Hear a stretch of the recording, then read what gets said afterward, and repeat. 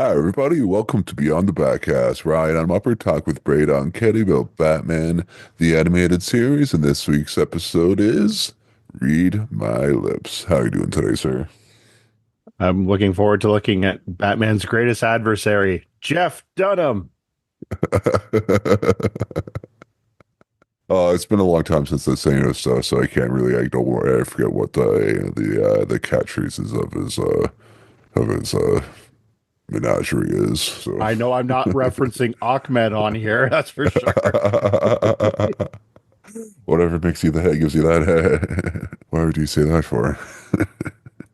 But yes, as I said, this episode is Read My Lips. It is the 64th episode produced, and it was the 59th episode to air, having it air May 10th, 1993. So, do you remember what you're doing at May 10th, 1993? I was on my uncle and aunt's moisture farm on Tatooine, and all of a sudden these two sassy droids came with a hologram message for me from someone who may or may not be my sister. So, your aunt and uncle are dead. Well, they're very crispy on the outside. Do you see that meme that's like Aunt and Uncle, Aunt or Uncle Owen and Aunt Beru, the first Star Wars skeleton crew? Yeah, so the teleplay for this is by Joe Lansden, and the stories by Alan Burnett and Michael Reeves, and directed by Boyd Kirkland. Yeah, so he's Boyd Kirkland's done I think that most of the episodes that directed, I think so far, like out of this season. I think if memory serves. And apparently, this is one of his favorite episodes.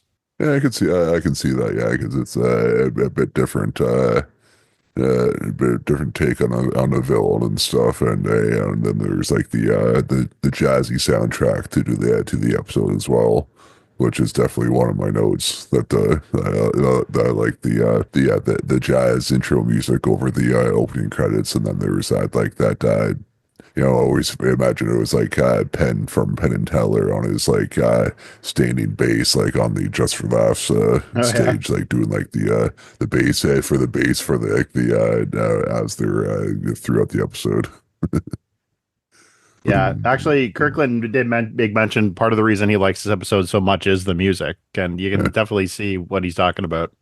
for me that doesn't or the music doesn't really stick out most of the time. It definitely that did definitely for this episode, so I can see why you would like that. Yeah.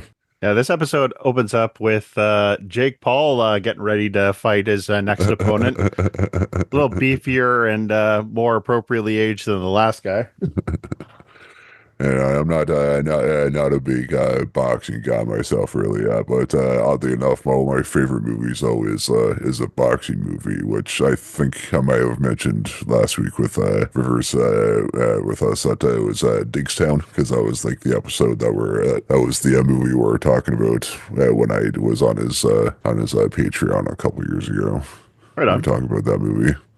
It's like a James Woods, Lou Gossett Jr. movie, but it was James Woods before you weren't crazy. So I'll stand by that movie at least. So it Yeah, was I appreciate James Woods, everything's in perspective. if that counts for anything. Yeah, I think one of the few times I could kind of separate the actor from the movie from the actor. I think probably just because I like watched that movie like a ton when I was a teenager, so maybe that's why. So yeah, this boxing match that takes place in the beginning, it's just like a regular kind of big promo fight night, and the guy who's running the thing is saying, "Oh, we looks like we had a great night, boys. Good take." So they're bundling up the money all together, and they're on their way out, and all of a sudden the light gets shuts off.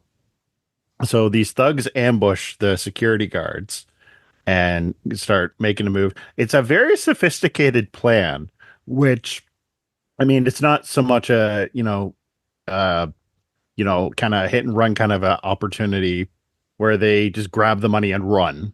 Yeah, they have a like very well played out kind of plan there. Yeah, because because it was even like inside before they got outside. Because you don't think with a heist like this, it would have been outside as they were going into the vehicles or like in the vehicles or as they're exiting sort of thing. But instead of like inside, and then they grabbed that and then they ran to the end of the hallway and actually instead of going for the elevator or the stairs, they freaking bust through the wall and go through the ventilation stuff going up to the top of the building, which as you were saying, it's like a smart heist because you would have had to like look and know like the layout of the building and whatnot, and then like plan ahead with those little fucking spiky hand things that they had, which I feel I wouldn't trust to hold me up. As I was like climbing up, like that was the only thing that was attaching me to the wall is, like yeah, it just looked like a belt like a buckle like attachment or Yeah, whatever. So you just kind of like loosely had on his hands. So yeah, so it even looked more sketchy than like those rubber gloves, attaching gloves that Tom Cruise had in the that Mission Impossible movie where he's climbing that Burj Khalifa movie or whatever the fuck in Abu Dhabi or whatever I think or wherever yeah. it was. Remember, blue is glue, and what's red? Dead. That's my favorite joke from that movie. Yeah, no, yeah. Even for Tom Cruise is a bit of a crazy person. I do dig those Mission Impossible movies overall because I rewatched two and I fucking loved two when it first came out. But rewatching it, that was a fucking terrible movie. John Woo insisted on more pigeons, and the studio said, "Look, we're willing to give you only so much, John." Yeah, we only budgeted 50% for pigeons, man. We've almost already gone through that for the first two shots. You gotta stop killing them after. You're There's not going a to be one of magician, those man. like PBS commercials where it's like, "Will you help stop John Woo making the pigeons extinct in his fireball explosions?" Yeah, they only can handle so much slow mo before they die, man. Like, didn't you watch Dread? Yeah. I don't know if you know how gravity works, John, but typically slow flying animals don't fly at all. So yeah, the thugs they make a pretty clean getaway. They even like jumped into a kind of staged mattress truck that was at the bottom of the thing. That's man, like that seemed a bit too high to be jumping onto like a couple It mattresses was because I pretty would, high. and two, and do you think like the driver of the truck was in on it, or do you think they were just timing it so they like knew it was like a mattress delivery, and they were like, he's gonna stop here just in this at this time because they were because he thought that they were because they said wait before they jumped and they saw that it changed to like I think midnight or then they jumped then That I kind of figured the driver was in on it. And the uh, only reason is because how do you find like a truck that's carrying a mattress on like a regular schedule? Like I compare it to like the Joker bank robbery scene in the Dark Knight opening, where he knew like when the school was going to let the buses out, and he could like camouflage his school bus with the rest of them. So that's like a school bus.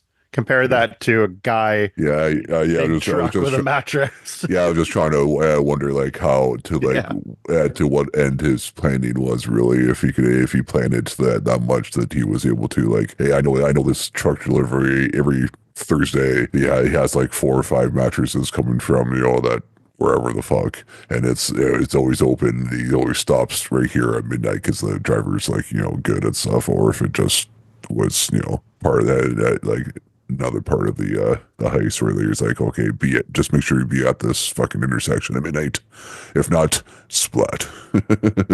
Mike the mattress guy is the new Gotham supervillain. There's a niche reference for you and me. But yeah, so Who's better than Bad Boy?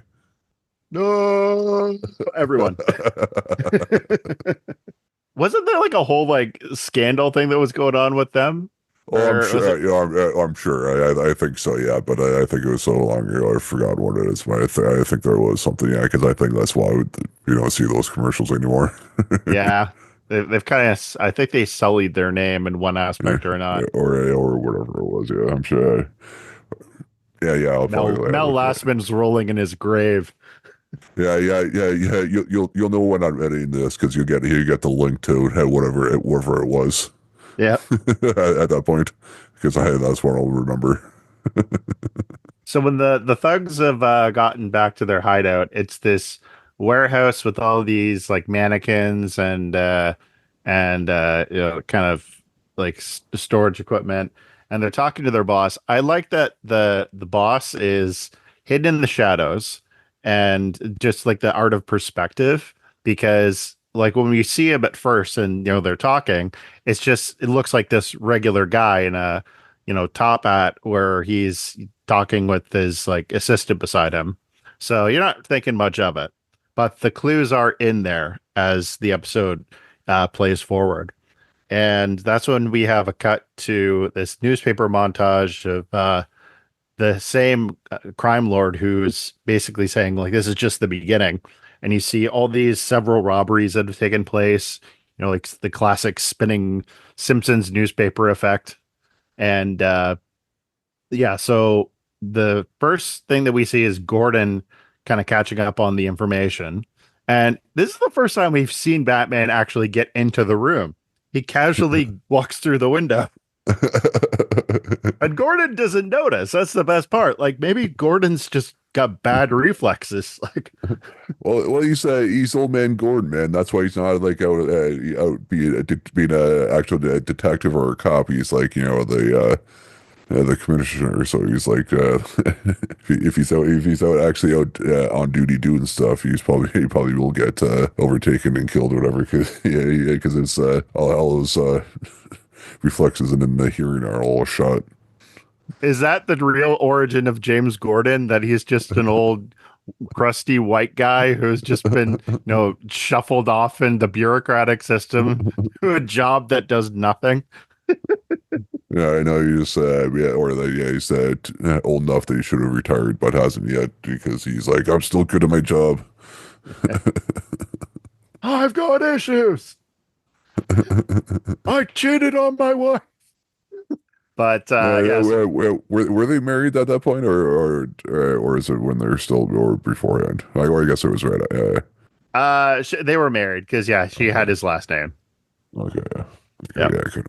It's been a while since I've read that slash watched that movie because I think that the animated movie was fairly close to the source material. I think wasn't it? Something like that. Yeah. If I remember correctly, yeah. Because I think I have like one of the hardcover I have like has like the DVD like on the inside cover like on the front of the back cover too. Yeah. So because I think that was one that has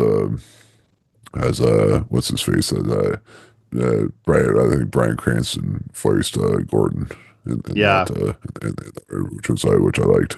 It was pretty good. Yeah. Cranston deserves another shot at Gordon, like live action. Yeah. Yep.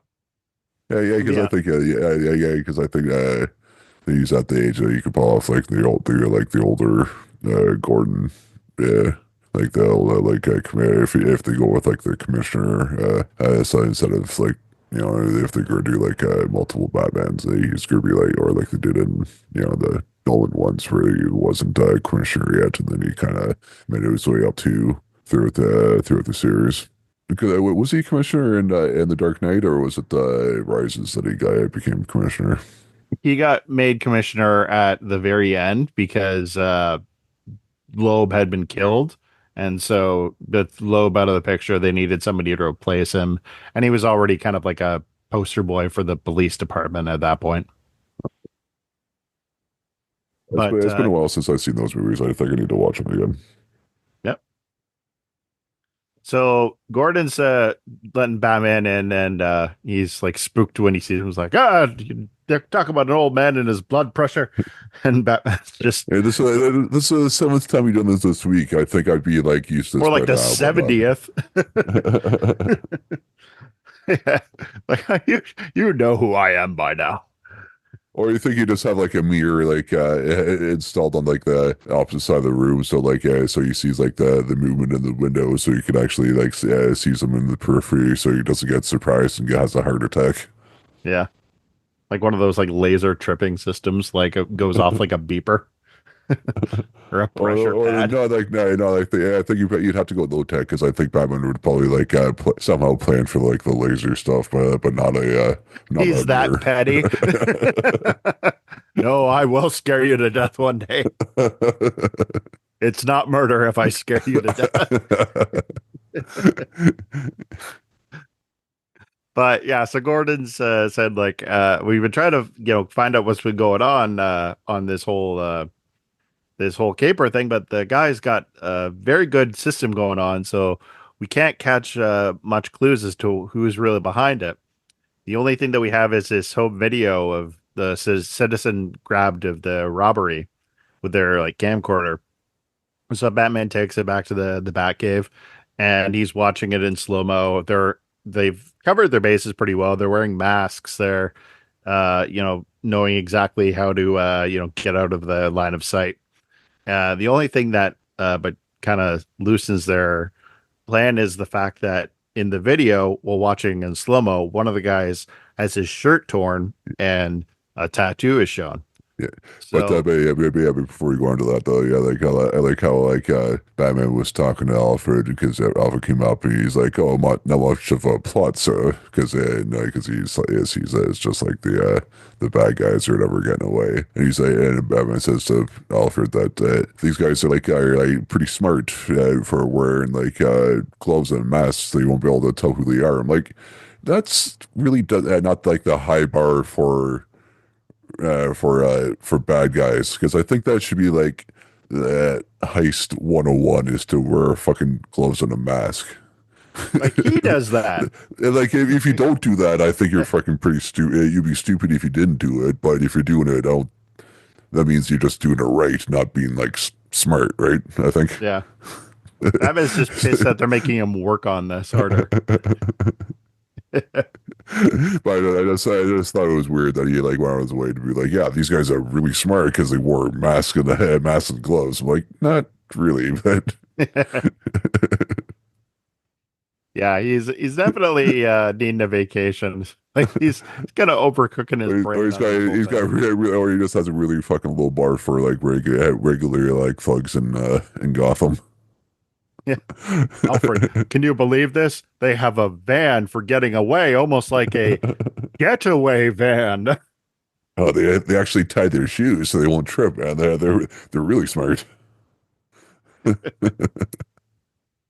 So Fuck. what one thing was the interesting thing about the back computer here is that, and I thought this was kind of clever. It really is something that Batman kind of would have. He's got a tattoo database, so it's Yeah, not just about like facial recognition, but he can pinpoint the tattoos of these thugs. yeah. And if it's legitimately not a thing that like actual police like have now, like it probably should be.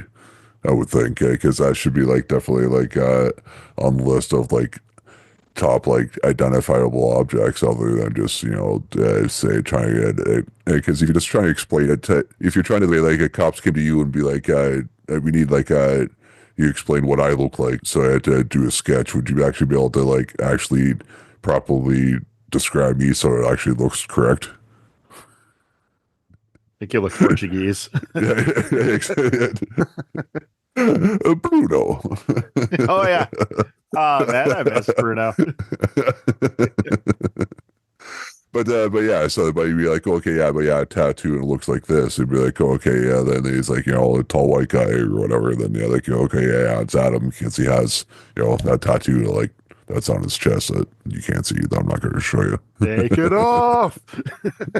Look, there you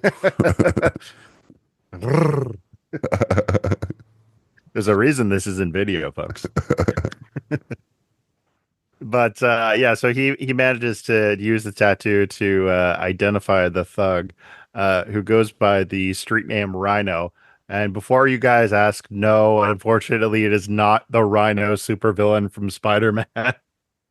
But I did like that he actually had that Brooklyn like accent like the Rhino did in the in the Spider-Man animated series that came out like shortly after this. Hmm. So it sound like almost similar. So He also so charges I head went first like a rhino too. Maybe that's where he got the nickname. yeah, well I think it was probably just that at that slash his size. So Yeah, this dude is like 6'7", and I would argue probably bigger than Bane. Like yeah, at least like the yeah, first rendition of Bane. or or at least this version that that comes up, or like so yeah, but you must be like or you probably had to be like super like jacked on the venom to be bigger because does he get bigger when he gets starts pumping the venom, or is he just get stronger? I can't remember. He gets bigger and stronger, Oh, but like not cartoonishly bigger. Think more like the Young Justice kind of rendition, than more say like the Arkham games where he goes from skinny to like bigger than like a silverback gorilla. or yeah, or not like the angry Hulk where like like the story gets the more angry he gets, he actually gets bigger and stuff Hmm. in that iteration. Have you actually watched that one? Yeah, that movie, Yep. the Angry Hulk. Yeah, yeah.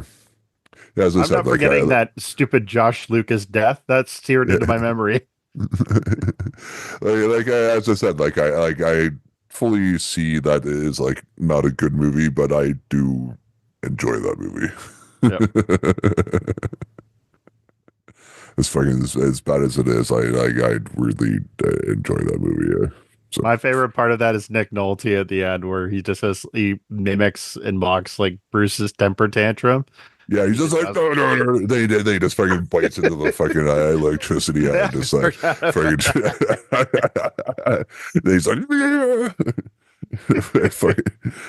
I know, I know, and like I think a lot of people don't probably don't realize, and like I think it was around that time was where he had whatever it was that got him arrested, and he had that really Yeah. bad bad friggin' mugshot is because he was in the angle he was in the midst of shooting this movie, and he had to kind of look like shit on purpose Yeah. instead of just like being crazy and looking like shit on like in real life. Yeah. Nick, we're ready for makeup. Makeup. Oh, that's funny. Well, yeah, I've just came from makeup. That's it. I just haven't been up for a weekend. So, yeah, as Batman's confronting the Thug Rhino, and I love how like even for a guy his size, like you ought to know Batman's rep by now. And when Batman just kind of confronts him in the alley and wants to know like who he's working for, Rhino's just telling him to get lost. He's like, I ain't scared of you. And Batman's like, well, you could try and get away, but I look like a he basically says like, do I look like a cop? Like, do I look like I'm just gonna leave you alone? And they get into like he's more just dodging Rhino's attacks, like just like No, as he's I actually, Rhino was actually kind of being smarter than they were actually kind of Mhm. show him as because he like Batman was trying to go to him and like he's like I'm not smart enough to fucking try and fight you because obviously I know who you are. And he's like, yeah, I'm not a cop though. So he's like, but still, yeah, I'm not gonna do that. And that's I think when the cops, actual cops, show up Mhm. and stop Batman for do that. So as he turns as Rhino turns around to look at the cops, or that's where you actually see Batman shoot the grapple up and go up instead of just like hearing it like in the background and the line going up sort of thing. Yeah. So like so yeah, between that and showing Batman going in and out of Gordon's office, yeah, they're actually kind of showing Batman getting away Is it more showing than that they usually Batman's do. getting sloppy, or does it show the ineffectualness of the police department? I leave that for the listeners to decide. A little both. Yeah, they're both kind of a bit lazy. Yeah. Yeah. Yeah, So yeah, maybe it's time for Gordon to retire, and maybe Batman needs to like grease up those the lines in the grapple so it doesn't make so much noise, or the silencer for the motor when it fires off so it doesn't be like, dude, we heard the grapple. You know you're under somewhere, man. Those things are fucking loud. Yeah. Yeah, shooting a projectile into the air that's like strong enough to pierce through concrete. Somehow a bit of a noise disruption. Can't imagine why. Gee, I wonder what that very specific sound was. I don't know, but it seems to happen every night in Gotham for the past 15 years. Yeah, every time I've seen Batman show up, I'm like, oh, or when he's when he's disappeared. Yeah. And it's not like you wouldn't get it confused with gunshots because you know what a gunshot sounds like in Gotham too. Yeah, So Rhino yeah. is What do you mean? Like living in a big city that you'll hear gunshots so you can finally understand what they sound like. yeah. Yeah, you know that better than anybody. It's Yeah, I like, finally, yeah, I finally did it was that gunshots, and it was actually right for a change. yeah, And I'm like, okay, that's good. So I'll put that file out to actually, so I noted. know for future, for future reference. That is what they actually sound like. Yeah. But yeah, so Rhino's getting told by the cops, like you're not causing trouble, but basically if Batman's looking at you, just, mosey on away.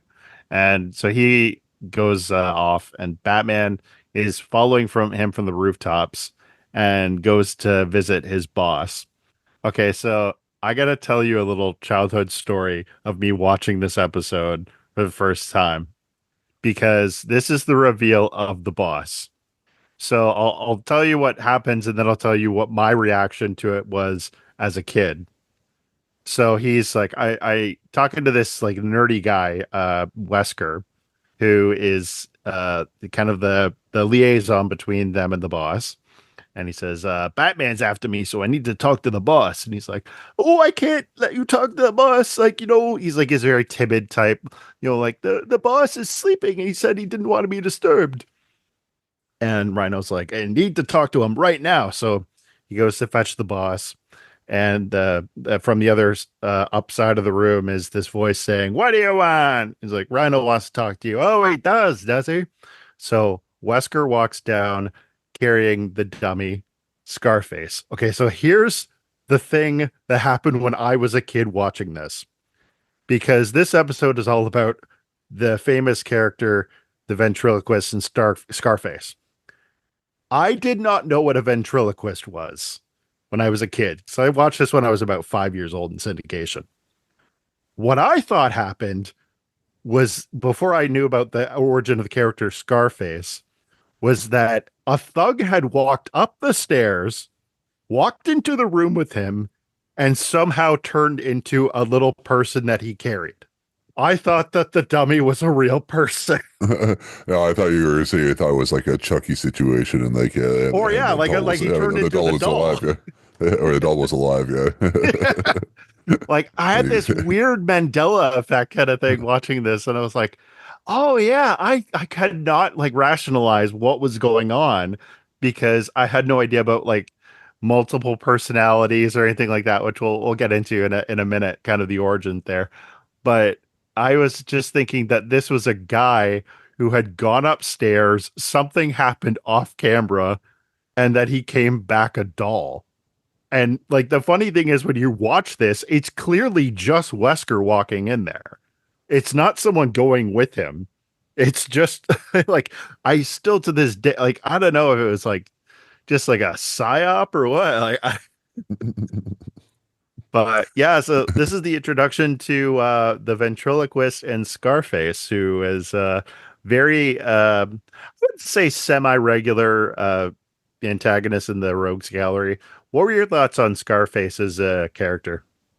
I really like it, yeah, but I was just always especially with this rewatch, it made me wonder, like, with the his goons or whatever. Like, do you think they're really like welcoming with the mental disease, just like what with it, and be like, yeah, just like, hey, like, yeah, we're this is Gotham, this is his thing, like, we're just roll with it, or do you think that all of them were just like really dumb and just like really thought it was like the Scarface was like an actual like little person or something like that, and he was just like carrying him around, sort of thing? So it's interesting to bring that up because, like, of all the thugs, Rhino seems to be the one who's in the bank the most with this understanding of, Scarface is the boss, the ventriloquist is just a lackey.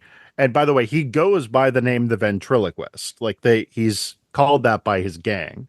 So it's not like just a moniker that was just adopted. It was obviously just called by either Scarface or one of the thugs, and it just kind of stuck. And obviously, there's no dispute against that between their dynamic. So the other thugs are kind of, even as you mentioned that, like, are they like buying into it? One of the thugs goes to talk to the ventriloquist, and Scarface whips around and says, "Oh, who are you talking to him for? I'm the boss," kind of thing. So they're all kind of like the newish guys are kind of going like, what do we do here? Like we're still kind of like figuring the ropes out of the kind of hierarchy.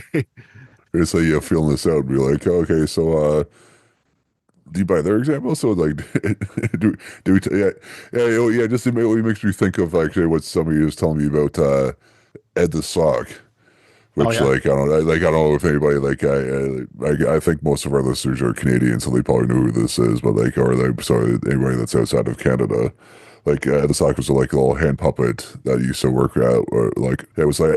Was it mostly just like Much Music, or did it actually make it to anywhere, or was it like it's like a city TV like thing that kind of was, I think it was do you both. Yeah. remember? I think I was on both, But yeah, both. there's yeah, it was the guy with like a little hand puppet that had like cigar, and he like it was this little personality thing. It was like on like the Canadian version of MTV, which is Much Music and stuff. And like you go like on the go out on like Queen Street and like talk to people and stuff out in the stuff. And like yeah, a couple people that actually like had seen Ed the Sock when like the dude who like performing like his voice or whatever. Like after like a couple seconds, they're like, yeah, you're just talking to the sock like because the person need to say for the you actually yeah you actually for the most part actually kind of buy into it and you actually talking to the sock instead of like the dude and and like talking because obviously if you're like an actual person you think you want to talk to the person instead of like the puppet or whatever but yeah if you actually come across you actually found yourself like just like interacting with the hand, the puppet with the hand. So yeah, so I guess those guys didn't had never run to that. But there like an American version, kind of same sort of thing, like at one point too, like I that, mean, like the Triumph. only one that comes to mind is Jeff Dunham. Well, I know it was like or like Triumph Insult Dog or something like that. Was that Oh, maybe is that a thing? Is am I remembering the that one that looked correctly like a Rottweiler. or something? Yeah, or Yeah, I think I know what you're talking about. Wow, that's that's a deep dive, dark yeah, memory. Like, or yeah, yeah, it is. Or yeah, there you but go. oh yeah, that's the thing. I think it's a yeah, where's that from? Totally derailing this episode by trying to figure out that. Oh, he's like he was on like on Conan for a bit or something like that. So Oh yeah, that's where you're from. Okay, yeah, yeah, so I don't think I watched Conan that early because it said it first appeared on in '97. Yeah, so I don't think I definitely watched Conan a lot later. yeah. But So yeah, one thing I think that's worth also mentioning here before we kind of show kind of what the ventriloquist's plan here is. So the voice actor who does the voice of ventriloquist is also the same voice actor who they do for Scarface. And it's also something that they do in later adaptations of the character. And I think that that is a good testament because I mean, it's one like it shows the flexibility of the voice actor, which is kind of the whole reason why a lot of these actors choose that profession is because of their flexibility. But also, it just helps sell the narrative all the more that this is based on somebody who is, projecting their voice and, has like a whole different personality that takes life through this dummy. And the voice actor is really good. And one person who is particularly impressed with it was Andrea Romano, who's the voice director for not just this show, but a huge chunk of the DCAU. Yeah. So what happens as they're kind of talking with Scarface? It really is kind of, and Batman, by the way, is looking up from the skylight Oh, as yeah, no, yeah, yeah. I think when he like comes out, and actually, I haven't. One of my notes is like when you actually see that it's just like the what's his face with the dummy. His like his reaction is like I think I was like, yeah, I think that's a fair reaction just to see who like the bosses of this whole entire yeah, organization is a fucking like a fucking dummy, and this is not the weird guy with the even for dummy, but me. yeah. It's definitely on the for Gotham. It's definitely on the weirder side. Yeah, it's like not the guy like the ventriloquist isn't like the main guy. But it's like the dummy itself. Yeah. Yeah, so they're talking with Scarface and he's saying that he thinks that there's a rat and that's why Batman is going on after them. So he's basically throwing all these threats at them like I'll put you in a pine wood box, eh? Like talking like like the kind of old style gangster. I just picture him just going full De Niro on him. Like, I want the Batman dead. I want his parents dead. I want his back cave burned to the ground. I want to go in the middle of the night and piss on Robin's ashes. It's like no, there's no, you don't have a rat in your organization, and that's what you just that's what you get for dealing with dumb goons. You got to pay the extra couple bucks an hour and get like smarter goons. So Yeah. Batman doesn't follow you there. Well, these goons got to go to a bar eventually, and like when they're just chatting up with like, their like fellow criminals, they got to be like, so I got this weird scenario here. I'm working for a dummy. Like, yeah, we've all worked for idiots. No, like I'm working for an actual dummy. Like just this shock of silence just falls upon the room as they realize, wow, I thought it had a weird working for Two-Face. Like, Yeah, and then too, like I was just thinking, I initially forgot for a second, like I was like, how did he think that Batman was after him? Because like he because just Rhino followed said the Batman was yeah. after him. Well, yeah, well that too, but I mean, but he had also said that I thought so because because he'd already thought that Batman was already after them. So he was saying he like had a premonition that Oh, that was later yeah on. Yeah. that no, I think I no I say look because like they know it comes around later, but I think it was here that I was saying that he had a premonition that somebody I was think he around. said he had the premonition when Batman was like listening in after he puts the bug in. Because remember later on he goes in the middle of the night when the dummy has gone to sleep. And yeah, no, that's what he says he's going to do. He's going the dummy's just lying in bed in pajamas. By the way, when he touches the nose, the eyeballs jumped up and Batman's shocked, like he's taken aback by this.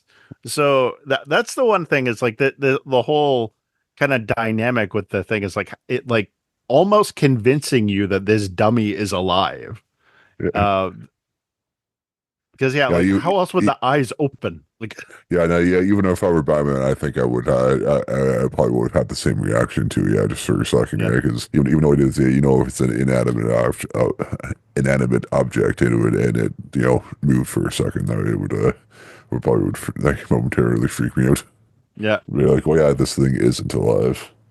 Yeah. So he goes when he hears like footsteps, he walks into the other room because it's the ventriloquist coming in, and he excuse me, he grabs him, and he's talking to the ventriloquist and saying like what are you up to? Like what's your plan? He's like, oh, he doesn't tell me anything. I'm a flunky and blah blah blah, and like really just kind of putting the fear of God into him.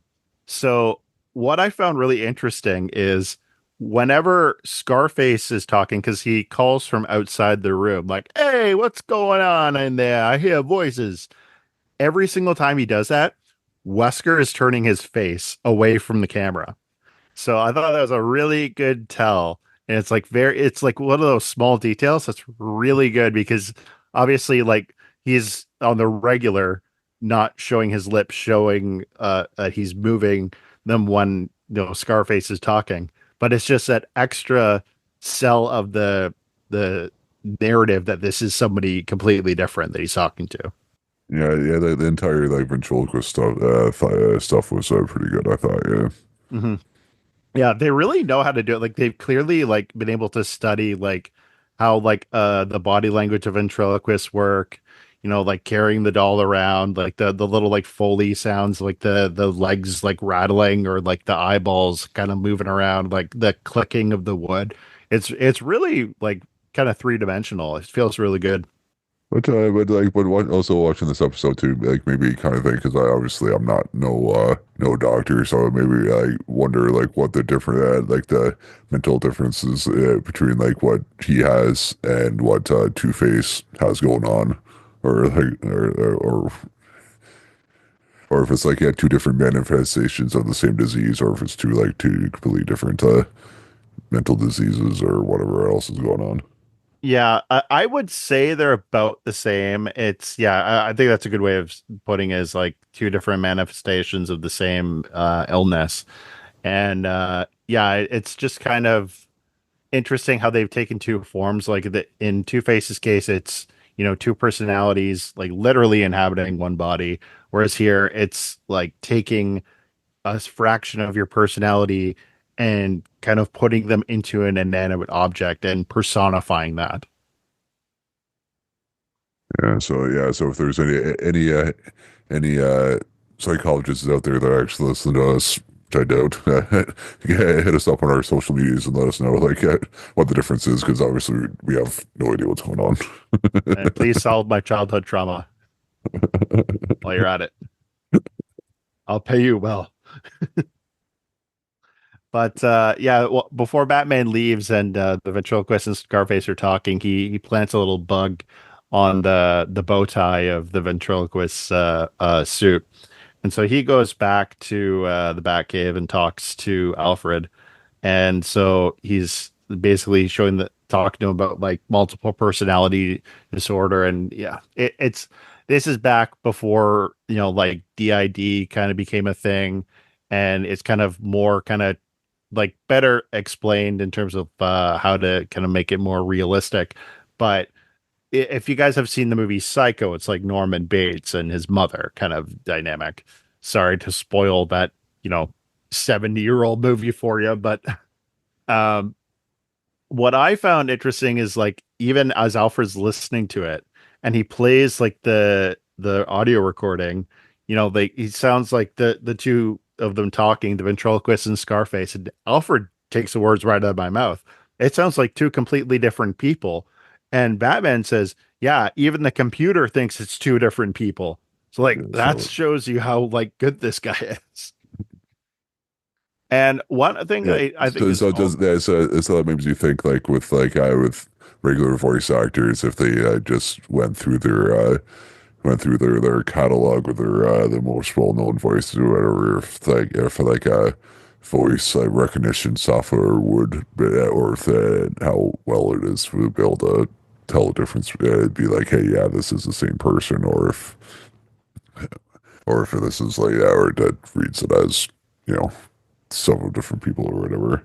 Or if you, yeah, or as I said, or if I said it made mention before in an earlier episode where the Joker was like Mark Hamill basically used like this the Joker voice for the Hobgoblin and hmm in the Spider-Man animated series sort of thing. So yeah, if like he they got because obviously like yeah some voices will probably sound similar to that because they're obviously the same person, or if they'd or if you branch out and be like, okay, yeah, because those two voices kind of sound the same. Like, yeah, that's the same person, but not recognized or sort of thing. So yeah. Well, that's you'll probably maybe find this interesting is in the 2004 Batman cartoon. They have another version of the ventriloquist in Scarface, where Scarface is meant to resemble actually more like Al Pacino Scarface. He's like bald, has like a big, gangster bling and, like an open chest. And guess who he's voiced by? Dan Castellaneta. Oh, nice. Yeah, Homer freaking Simpson. Yeah, as I'm watching this episode, I'm just like thinking like this is like Gabbo gone supervillain. I'll get Batman that little SOB. Yeah, and he like offers you a frosty chocolate milkshake. Yeah. Scarface, you've become a real boy. But yeah, so as Batman's listening in on the record on the audio broadcast, that's where they're talking about like they're gonna steal platinum shipment from this cruise liner, and I think this is where he says about like, by the way, I smell a rat, somebody's a squealer here. I got when I was sleeping last night, I got one of those what do you call it, premonitions. And I love the ventriloquist going, premonitions. He's like, don't put words in my mouth. Yeah, yeah, yeah, It's so yeah. playful. I love this script, man. Like, Yeah, like I had a good laugh at that too, and that was one of my notes. I love that little line in there that they put that in because I yeah, was like, what is he supposed to do then? Like, come on. yeah. Like, you think I don't want to leave? Like, and yeah, so Batman basically gets the layout of their plan. The thugs go to the side of this ship as it's docked overnight, and they have like a drum, kind of like one of those like thingies used for plants for spraying, and they spray acid on the side of the tanker. Real acid? These goggles do nothing. Acid burns a dummy pretty freaking fast, that's for sure. But yeah, so they go inside and there's these like platinum bars, kind of like like gold bars. And so Batman shows up and they have this brief fight. Oh yeah, I want to make mention of this because they managed to knock out Batman, but when they do it, they like chuck an entire skid worth of platinum on top of him. So here's something that I thought was really interesting is that one of the producers was like, "Oh yeah, in the original script, this is Lansdale saying, in the original script, Batman was knocked out by one or two of the bars instead of the entire pallet. This thing would have squashed him flat. Like, why did we go that far?" Yeah, yeah, 100%. Yeah, because I was thinking, yeah, that probably should have killed him. Yeah, because I imagine they probably weigh like similarly, if not more than what gold like it does too, and like so that Yeah, yeah, that there that because I think it was stacked higher than he was like tall. So yeah, yeah. One of the thugs was carrying, I think, like one bar, and like you could see him physically straining to pick it up. He looked as if he was carrying, like an 80-pound weight. Like, yeah, so no, yeah, they oh yeah, yeah, like yeah, the weight of those things always makes me think of Jeromy Irons and Die Hard 3. Yeah, he picks up one of the ones and he's like struggles to throw it to somebody else, and he has to grab it with two hands, and he's just like, oh. So yeah, the thugs knock out Batman and they take him back to Scarface's warehouse. So Scarface has him hooked over this pit of spiked mannequin fingernails. Yeah, Like which I don't think would probably like hurt to land on, but I don't think it would yeah, like maybe like break a leg or something like that and like scratch him up. But I don't think that would like yeah. kill him. Like I don't think. It's the Meg Griffin of death traps. Yeah, Yeah. That's not gonna cut. Ouch though. But yeah, so Scarface has him held up for this rope, and he says that he knew that Batman was listening because he got told by the ventriloquist. And obviously, that's a little insider thing there because, yeah, they are playing like these are two different people. But obviously, if Batman's, talking or listening in on the conversation, then ventriloquist isn't going to tell him because he's got the audio bugged, but because these are two aspects of the same mind, it's what I think going back to what Scarface was saying about the premonition is that it's essentially one half of his brain telling the other half that something's going on and him figuring it out. So they have this little confrontation where Batman says like, "How do you think I knew?" Oh yeah, one thing that I really found was really adorable is when Scarface, like the ventriloquist, is like using. They have this really effective way of somehow demonstrating through the body language that Scarface is like driving like Wesker's arm instead of the other way around. You know what I'm talking about? Yeah.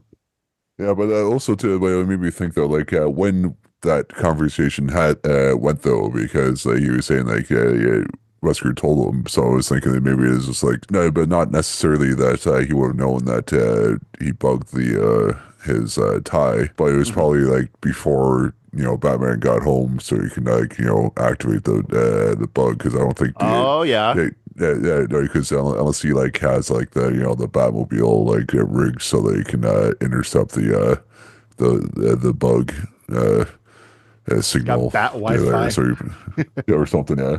But so I was some of the thing that that must be the only dad must have been like when he told them or whatever, like so because you probably would have had to actually had the actual conversation instead of just like doing it like inside his mind or whatever.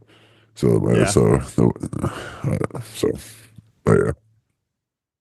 So yeah, they're basically what were they do? Oh yeah, they were stopping on the little like bat bug there, and Batman's when they had mentioned in the Batcave with Batman and Alfred, he had said like he learned about ventriloquism through Zatara back when he was studying with him.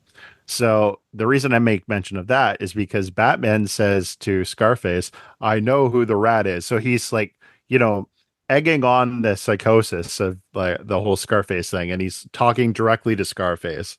He's not, like saying like, "This is stupid. Why am I talking to a dummy?"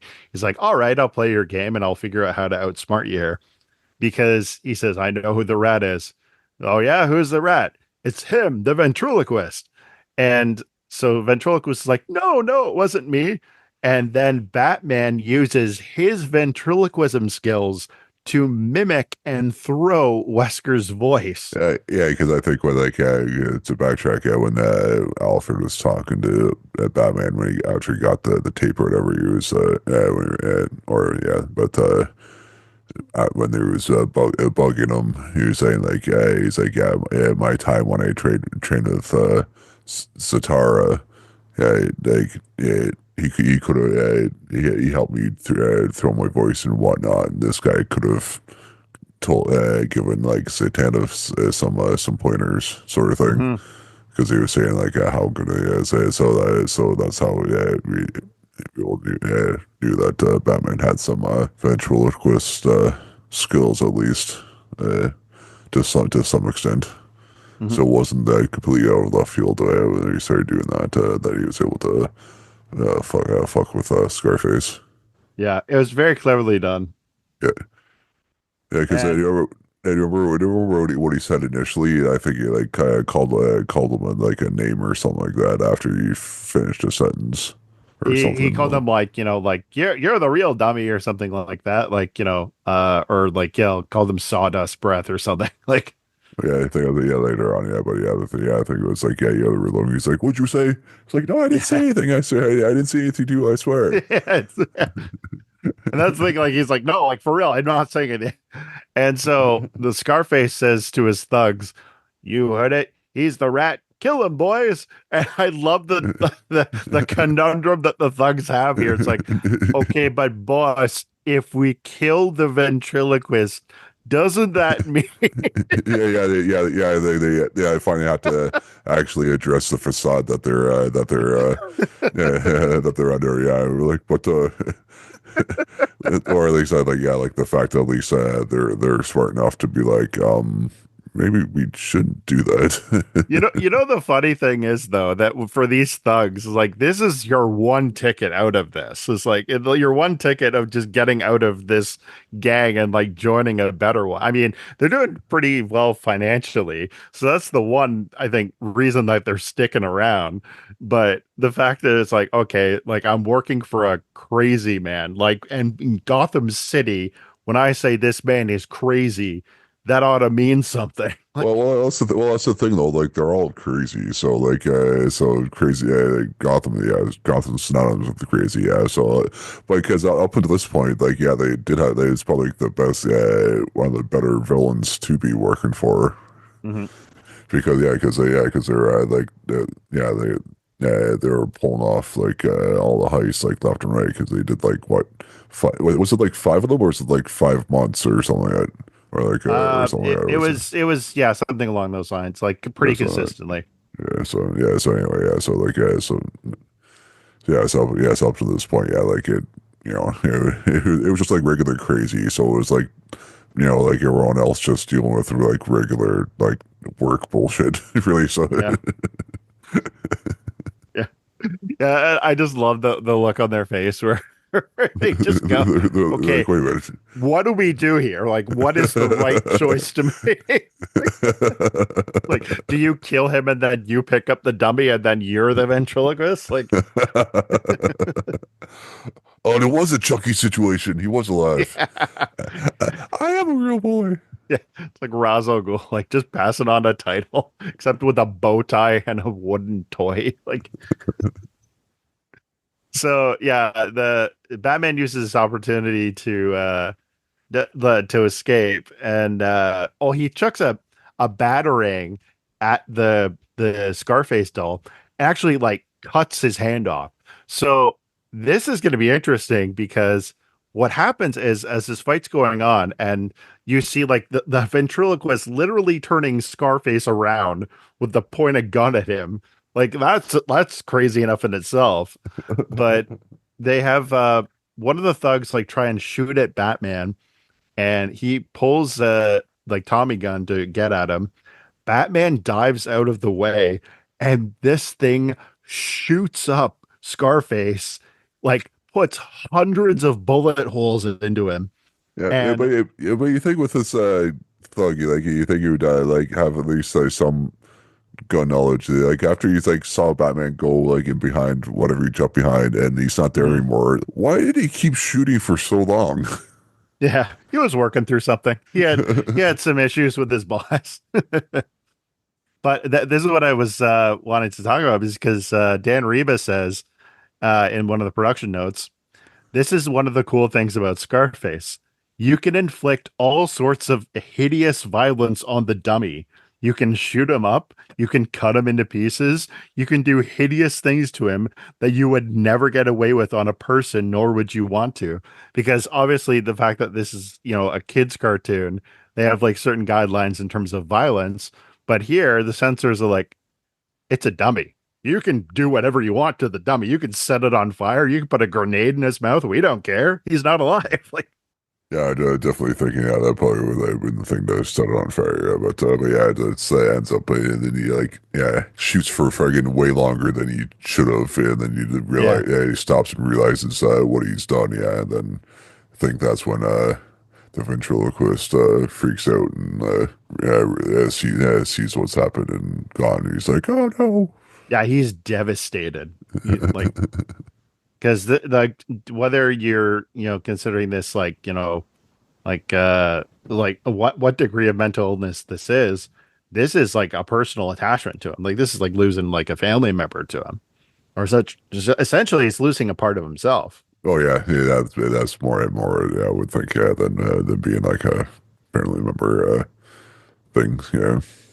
Yeah. So the next shot is Wesker in Arkham. All right. We have our jokes about Arkham being like a very terrible staff when it comes to actually rehabilitating these people. Because one of the doctors says, well, they're like afar from Wesker, saying, he's been taking his medication and he's been talking in therapy sessions. And I think he's actually really starting to cure his condition. Followed immediately to one of the orderlies looking over Wesker, who's at a wood shop. And can you guess what he's doing? Yeah, that's right. He's making a new dummy.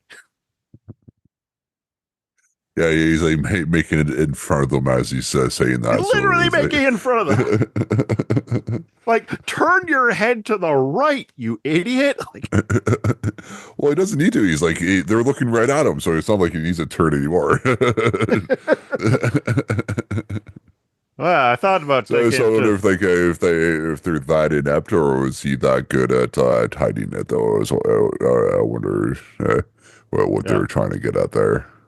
Yeah, Also, which do you think they were getting at? That the doctors I are think that they're bad. that inept. It's Arkham Asylum. Uh, But it just occurred to me, why are they giving people who are like criminally insane access to power tools and buzz saws? well, you probably go with the ones that didn't do like like physical violence stuff or whatever. So sort of thing. Criminally So like, insane, Adam. it's a thing. Well, it's a yeah. I don't think Yeah, there's these. white collar criminals in there. Like, That's the thing. Yeah, like he didn't do anything physically violent, so it was the doll. So it was the doll's neither not there. did He, Charles Manson, technically, in the legal sense. so I imagine, so well, that's the thing though. You didn't see like the Joker or Two Face or like Killer Croc and like at the table beside him, like building stuff. So I imagine like it matter like uh, what got them in there. So I would be my venture with that one. Yeah. I've had this headcanon thing of like the reason why they keep sending the criminals to Arkham Asylum is because it's some kind of operated by the Court of Owls or something. And they're just sent there to make the villains like more stronger and better and like equip them with more stuff. And that's one, how they keep breaking out. And two, why they become a consistent threat to Batman even more that every time they break out. Like that is my headcanon and it is staying that way. I guarantee you that's coming down the DC Comics pipeline. So what would you give this episode out of five ventriloquist dummies? You know what? All things considered, I'm gonna give it a 4 out of 5. This is a pretty good one. Not just like the direction style, but the animation's good. It's a very interesting kind of script of how the psychology of the ventriloquist Scarface dynamic works. And yeah, no, it has a pretty good twist and turns to it. Yeah, I really like it. How about you? Yeah, I think I'll give it a 4 out of 5 as well. It's like I remember like seeing this episode like in the initial airings and stuff, and being like one of my more liked episodes and stuff, and they like that. So like a bit of a different take on like on a Batman villain than you're like Jokers or like Killer Crocs and stuff. So yeah, I think I definitely give it a 4 out of 5 as well. But all right, folks, that is the episode for this week. Thanks for joining us in the Batcave to talk about Batman, the animated series. Oh, next week's episode is a special one because it is the season finales episode of season one of Batman the animated series with the Worry Men. Which, if I think this episode, I think it is. I think I've only seen it like the once, so it'd be interesting to go through it again. I've seen it the nuns. Hey, you can follow us on Twitter/X at Beyond Backcast, on Instagram at Beyond the Backcast, and we are on our YouTube now at youtube.com/ at Beyond the Backcast. Check us out there. Guys, rate, review, subscribe on there or wherever you listen to your podcasts at Beyond the Backcast. And where can we find you on the internet, Braden? You can find me on my podcast, Fandom and Folklore, on Spotify, where I talk about fantasy movies and TV shows and the fandoms that follow. And also, you can find us on our Discord, Beyond the Backcast, and it's on our Instagram or our link tree. And we'll be happy to talk to you guys about all kinds of Batman related stuff on our chat, where we're getting pretty close to, I think, getting more close to the Superman story that's going to be coming out this summer. So I guarantee you, we're going to start to get an idea about what Batman's going to look like in the DC cinematic universe. I do you think he's going to show up in the Superman movie as we No, said but at like least a it's few going years to ago? paint a picture of kind of what kind of world he's working with. And you can follow me on Instagram at Stump Chunkman. That is my personal account. As I said, thanks for joining us in the Batcave to talk about Batman the Animated Series. Goodbye, good chums. Kapow.